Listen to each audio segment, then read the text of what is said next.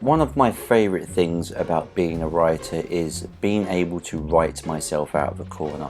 And incidentally, before we get into this video, if you've wondered why I've picked the dumbest background music, it is because you are spectating on this video me and Dogger, and we are pretty much the Dumb and Dumber of Team RPG, and you're about to witness two of the deadest victories you're ever going to see in your life. We actually thought we were playing well this night, and we were, to be fair. But when you watch the footage back, just like I'm doing now, my god, we just look like a fucking pair of noobs. Anyway, so why am I talking about Alien 3 and how the egg got there? You all know that I'm going to be starting to get back to my series soon of how I would write. And if I can sort of breach this gap of a massive plot hole in Alien 3, I feel like I might be able to continue in my How I Would Write series, because I know I want to do a How I Would Write of the next Jurassic Park movie, the next Terminator movie, and the next Saw movie. And I'm contemplating doing just the next horror movie itself, creating a completely new horror movie. But fuck it, let's get on to Alien 3 and how did the egg get there, because all you know, well, you all know if you've ever seen it, the start of Alien 3, you've got that little montage at the beginning and there's a couple of eggs on the Sulaco. How did they get there? Nah, don't worry about it. That is pretty much what we were told as an audience, which is fucking stupid, because there's been a couple of theories. One was the company put it there, which doesn't make any sense because they would just take the egg back to Earth. They would. Another one was slightly more plausible, was that Bishop put it there because obviously he is a Weyland-Yutani android, and with the events of the first Alien you can understand that maybe a company controlled droid would try and sabotage the people there. But does the timing work? Did he sneak down to the nest? Who knows? I don't think it really works. Another theory is that maybe another xenomorph got on board, but where did that xenomorph go?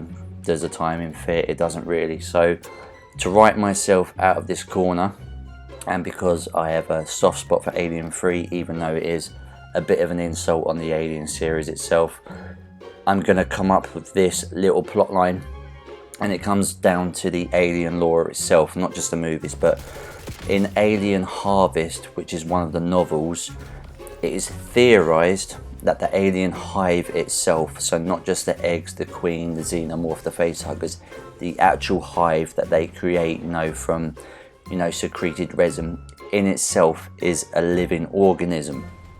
And this harkens also to, in Alien, the special edition, if you've ever seen that, a deleted scene where Ripley finds Dallas and Brett, and the xenomorph hasn't killed them, it's cocooned them, but it's actually slowly turning them into eggs, which suggests that all xenomorphs, with everything they secrete, no matter what stage of their life cycle they're at, can produce a form, they can produce something which can create a new kind of life, which also means that this depends on what theory you have about the Queen itself, because there's a theory that that alien from Alien, that drone, because it was barely 24 hours old, would have eventually become a queen once it had matured enough. Or if you go with the other theory that a queen can only be born from a female host, so if it hatched out of a woman, but if it's born out of a male, it can recreate eggs to eventually get facehuggers to hopefully attach itself to a female, therefore that xenomorph will be born and then become a queen. But at the end of the day, the xenomorphs can secrete something to create a hive, and that in itself, in the deleted scene in Alien, shows that it can procreate asexually.